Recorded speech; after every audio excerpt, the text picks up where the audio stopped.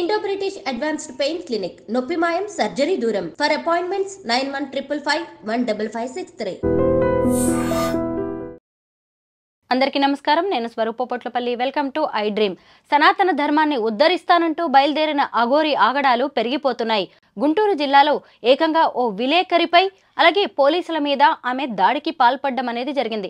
అసలు ఏం చేస్తోంది ఈ అఘోరి? సనాతన ధర్మం పేరుతో పవన్ కళ్యాణ్ని కలుస్తానంటూ ఆమె నానా రచ్చ చేసింది. ప్రస్తుతం నాతో పాటు public speaker, family counsellor Rajani Rama గారు ఉన్నారు. ఆవిడతో ఈ అఘోరి గురించి మాట్లాడదాం. మేడం నమస్తే. నమస్తే అమ్మా. చూశారు కదా, దీవెనలు ఇస్తానంటూ బయలుదేరి ఏకంగా ఇప్పుడు దాడులకే పాల్పడుతోంది. గుంటూరు జిల్లాలో జనసేన కార్యాలయం దగ్గర ఈమె రోడ్డు మీద బైఠాయించింది. పోలీసులు అడ్డుకోవడంతో వాళ్ళ మీద కూడా దాడికి దిగింది. ఇక ఆమెను భరించలేక తీసుకెళ్లి అరెస్ట్ చేశారు. మీకేమనిపిస్తుంది ఈ అఘోరి హల్చల్ చూస్తుంటే?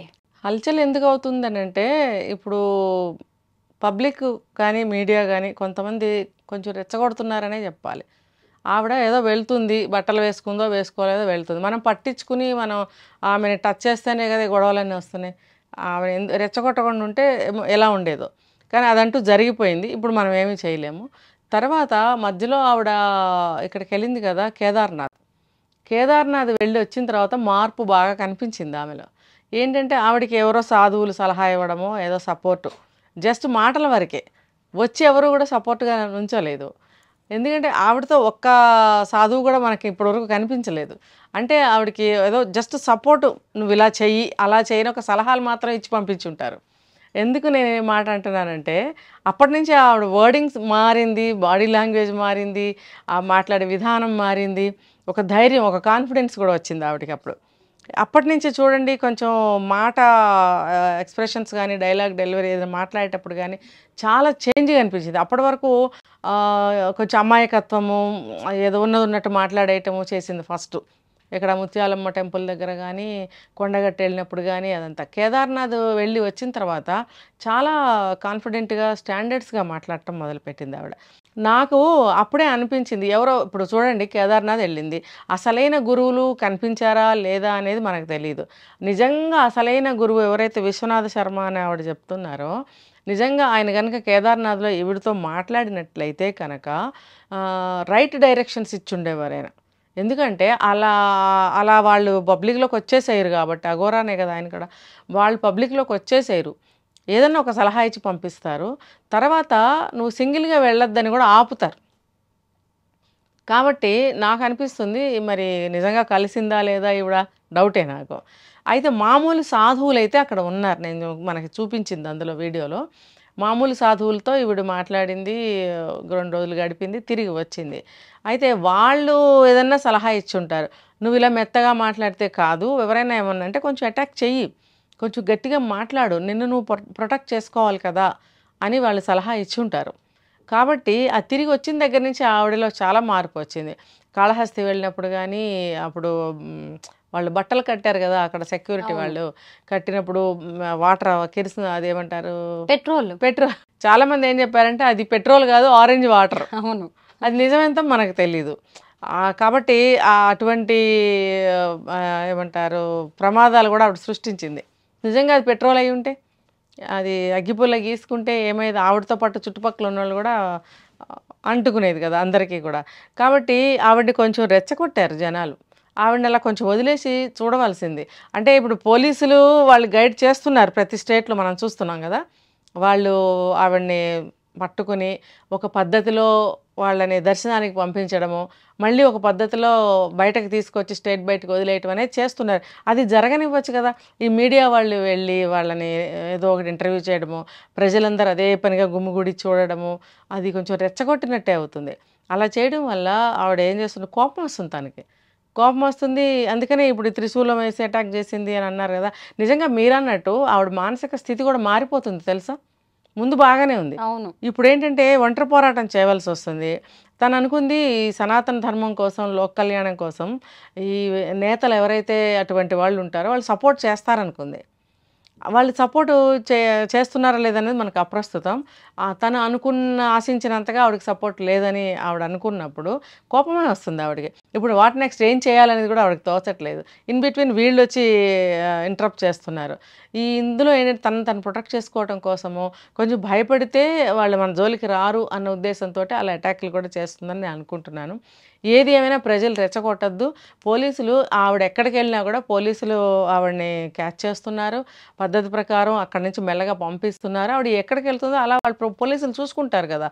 ఒకవేళ నిజంగానే మానసిక స్థితి బాగుండక ఆవిడ ఏదన్నా అటువంటి పిచ్చి పనులు చేస్తే కూడా పోలీసులు చూసుకుంటారు. ఈ ప్రజలు కానీ మీడియా వాళ్ళు కానీ వెళ్ళటం మానేసి ఇంటర్వ్యూలు చేయటం మానేసి రెచ్చగొట్టడం మానేస్తే అది ఒక సివిల్లో అంటే పబ్లిక్లో పోలీసులు వాళ్ళు చూసుకుంటారు. వదిలేయాలని నేను చెప్తున్నాను. ఈ అఘోరి మెంటల్ బ్యాలెన్స్ గురించి మనం ఒక్కసారి చూస్తే తను ఏదన్నా అనుకుంటే దాన్ని సాధించాలనే చూస్తుంది అనమాట. దానికోసం ఎంతకైనా తెగిస్తుంది. ఇప్పుడు ఈ పెట్రోలు ఆత్మార్పణ ఇవన్నీ చూపించేసి డైరెక్ట్గా విఐపి దర్శనం సాధించింది. ఇప్పుడు సేమ్ అలాగే మంగళగిరికి వెళ్ళి కూడా ఇప్పుడు నేను సనాతన బోర్డుని నేను ఎస్టాబ్లిష్ చేస్తాను, నన్ను పవన్ కళ్యాణ్ని కల్పించండి అని చెప్పేసి నానా హంగామా చేసింది. అక్కడ కూడా ఆమెకి ఎవరు అడ్డు వస్తే ఆమె దాడులకి పాల్పడడం అనేది జరుగుతుంది. దీన్ని మనం ఎంతవరకు ఆమోదించవచ్చు? ఆమె ఆట ఎలా కట్టించవచ్చు అంటారు? ఆట ఏమీ కాదు, ఆవిడేదో ఒకటి ఆశించి వచ్చింది. చెప్పానుగా ఇప్పుడు ఇదంతా దీనివల్ల ఆవిడ రెచ్చిపోతుంది. ఆటోమేటిక్గా సింగిల్గా ఆవిడ పోరాటం చేయటం వల్ల కొంచెం మెంటల్ ఎబిలిటీ కూడా తగ్గుతుంది ఆవిడకి. అయితే ఆవిడ సనాతన ధర్మం కోసం నేను పోరాడుతున్నాను అని అన్నప్పుడు ఆవిడ ఒక పని చేయొచ్చు. ఇప్పటికైనా కూడా ప్రశాంతంగా ఎక్కడైనా కూర్చుని తపస్సు చేసుకుంటూ, అంటే వాళ్ళు అలాగే ఉంటారు కదా, ఒక చోట ప్రశాంతమైన ప్లేస్లో ఉండి కూడా ఆవిడ సాధించవచ్చు. ఇప్పుడు ఈ ప్రజల్లో తిరుగుతూ ఇటు అల్లర్లోకి వాళ్ళని ఎంకరేజ్ చేసినట్టే అవుతుంది కదా. అలా కాకుండా ఆవిడ ఒక దగ్గర కూర్చుని, ముందు కూడా మనం అనుకున్నాం అన్నమాట, ఆవిడ నిజంగా ఇలా అనుకున్నట్టయితే ఒక దగ్గర కూర్చుని కూడా ఆవిడ సాధించవచ్చు అని అనుకున్నాం కదా. అది ఇప్పుడు నేను మళ్ళీ ఇది చెప్తున్నాను అనమాట. అలా ఒక దగ్గర ఆవిడ ఒక ఆశ్రమంలాగానో ఏదైనా తయారు చేసుకుని, అంటే హెల్ప్ చేస్తారు చాలామంది. ఎందుకంటే డివోటీస్ ఉంటారు, భక్తులు అందరూ ఉంటారు కదా, వాళ్ళు వచ్చి హెల్ప్ చేస్తారు, కోఆపరేట్ చేస్తారు. ఏమైనా చిన్న చిన్న ఏమంటారు హెల్ప్లు కావాలంటే డబ్బు పరంగా కానీ అరేంజ్మెంట్స్ పరంగా కానీ వాళ్ళు వచ్చి చేస్తారు. కాబట్టి అలా చిన్నగా ఒక ఆశ్రమం ఏర్పాటు చేసుకుని నిజంగా సనాతన ధర్మం కోసం, లోక కళ్యాణం కోసమే ఆవిడ వచ్చినట్టయితే అక్కడ ఆశ్రమం ఏర్పాటు చేసుకుని మెల్లగా ఏదైనా స్టార్ట్ చేయొచ్చు. అది నిజము అని అనిపిస్తే గవర్నమెంట్ కూడా వచ్చి నమ్మి ఆవిడకి సపోర్ట్ చేస్తారు కదా. ఇలా ఎందుకు ప్రయత్నించటం లేదు తను? అనవసరంగా పబ్లిక్లోకి వచ్చి వాళ్ళు ఏదో అనడం, ఈవిడ రెచ్చిపోవడము, నిజంగా మానసిక స్థితి దిగజారుతుందండి అలాంటి పరిస్థితుల్లో. అలా చేయొద్దు అని చెప్పి నేను పబ్లిక్కి కూడా విజ్ఞప్తి చేస్తున్నాను. ఏదన్నా ఉంటే ఆవిడ వల్ల నిజంగా చెడు పోలీసులు చూసుకుంటారు. ఆవిడ ఒక దగ్గర ఉండి ఆవిడ పోరాటాన్ని కొనసాగిస్తే బాగుంటుందని నేను అనుకుంటున్నాను. ఫస్ట్ నుంచి కూడా ఎప్పుడైతే సీన్లోకి వచ్చిందో ఈమె, అప్పటి నుంచి కొన్ని డైలాగ్సే రిపీటెడ్గా చెప్తూ ఉందన్నమాట. సనాతన ధర్మం, లోక కళ్యాణం, అలాగే మన ఆడపిల్లల్ని రక్షించుకుందాం, మహిళల్ని కాపాడుకుందాం, ప్రకృతిని కాపాడుకుందాం, మన గుళ్ళని కాపాడుకుందాం, ఇవే డైలాగ్స్ చెప్తుంది. కానీ ఆమె యాక్షన్లో మాత్రం అలాంటివి ఏమీ కనిపించట్లేదు, చూసారా? ఎందుకంటే ఆవిడని చేయనివ్వట్లేదు కదా. ఎక్కడికి వెళ్తే అక్కడ అడ్డుకుంటున్నారు. ఆవిడని చూడటానికి ఎగ్జిబిషన్ లాగా రావటము ఇలా జరుగుతున్నప్పుడు ఆవిడ అడుగు ముందుకు వేయలేకపోతుంది అనుకుంటున్నాను నేను. అంటే ఆమె ఆశించింది జరగట్లేదు, పైగా ఇలాగ ఒంటి మీద బట్టలు లేకుండా తిరిగి ఆమె ఇవన్నీ చేస్తదంటారా? అసలు ఆమెతో సాధ్యమయ్యేది అంటే ఇప్పుడు ఆవిడ మధ్యలో కొన్నిసార్లు బట్టలు కట్టుకుంది కదా. కట్టుకున్నప్పుడు ఆవిడకి ఎవరైనా ఒక సాధువు ఒక ఆయన వచ్చారు విశాఖపట్నం నుంచి. ఆయన వచ్చి ఏదో కొంచెం చెప్పి బట్టలు కట్టించి ఒక పద్ధతి ఏదో నేర్పించారు, ఇట్లా మాట్లాడి ఇట్లా చెయ్యి అని అన్నప్పుడు ఆవిడ అది ఫాలో అవ్వచ్చు. అది ఫాలో అవుతూ ఉంటే జనానికి కూడా కొంచెం నమ్మకం కలుగుతుంది కదా. ఆ కాసేపు బట్టలు కట్టుకోవడం, మళ్ళీ తర్వాత బట్టలు తీసేయడం, ఇది కూడా ఆవిడ రాంగే వెళ్తుంది. ఆవిడకి చెప్పేవాళ్ళు తెలుసుకోవట్లేదు ఆవిడ. పైగా ఇదంతా మూఢభక్తిలా కనిపిస్తుంది కదా మిగతా వాళ్ళందరూ. అవునవును, ఈ బట్టలు వేసుకునే విషయంలో మాత్రం కాంప్రమైజ్ అవ్వటంలా తను. అది నిజంగానే ఆ అఘోరీ తత్వమా, లేకపోతే పట్టుదల ఏంటి? ట్రాన్స్జెండర్ కావడం వల్లే ఉండాలేమో, ఏమో మరి. ఆవిడ ఆ ఒపీనియన్ ఏంటో నాకు కూడా అంతుపట్టట్లేదు. కానీ ఏది ఏమైనప్పటికీ కూడా బట్టలు కట్టుకుంటే కొంచెం గొడవ తగ్గింది, అందరూ కొంచెం గౌరవిస్తున్నారు, దండాలు పెడుతున్నారు అని అన్నప్పుడు ఆవిడకి ఆ గౌరవం తీసుకోవచ్చు కదా. ఆ బట్టల వల్లే అబ్జెక్షన్ వస్తున్నప్పుడు అలా వస్త్రం కట్టుకుని తిరిగినప్పుడు బాగుంది కదా. అలా కట్టుకుని తను ప్రయత్నం చేయొచ్చు కదా, పోరాటం చేయొచ్చు కదా. అది నేను ఆవిడకి చెప్పే సందేశం ఇదే ఇండైరెక్ట్గా. అలా చేయమని నేను చెప్తున్నాను. అలా చేస్తే ప్రజల్లో కొంచెం నమ్మకం అనేది మెల్లమెల్లగా ఈ నిమిషంలోనే, ఈరోజు ఈ నెలలోనో రాదు. నువ్వు నిజంగా లోక కళ్యాణం కోసం ఒంటరి పోరాటం చేయాలని అనుకుంటే చాలా టైం పడుతుంది. ఈ జనాలు ఎటువంటి జనాలు ఉన్నారు? కొన్ని లక్షల కోటాను కోట్ల మంది మనుషులు ఉంటే కోటాను కోట్ల అభిప్రాయాలు, బుద్ధులు, లక్షణాలు ఉంటాయి. అవన్నిటిని ఆవిడ ఫుల్ఫిల్ చేయగలదా, సాటిస్ఫై చేయగలదా వాళ్ళందరినీ? కాదు. తనంటూ ఒక మంచి పవిత్రమైన మార్గం ఎంచుకున్నప్పుడు దానికి తగ్గ విధంగా అపీరెన్స్ చేసుకోవాలి. ఎటువంటి సాధువైనా సరే ఒంటి మీద అంత ఘోరంగా బట్టలు లేకుండా ఎవరు ఉండరు అనే విషయం ఆవిడ ముందు తెలుసుకోవాలి. దానికి ఆవిడ ఒప్పుకోవాలి. ఆవిడ మనసు ఒప్పుకొని ఆవిడ బట్టలు కట్టుకోవడం అనేది మొదలు పెడితే జనం కొంత శాంతిస్తారు. మీడియా వాళ్ళు ఎగబట్టడం కొంచెం తగ్గిస్తారు.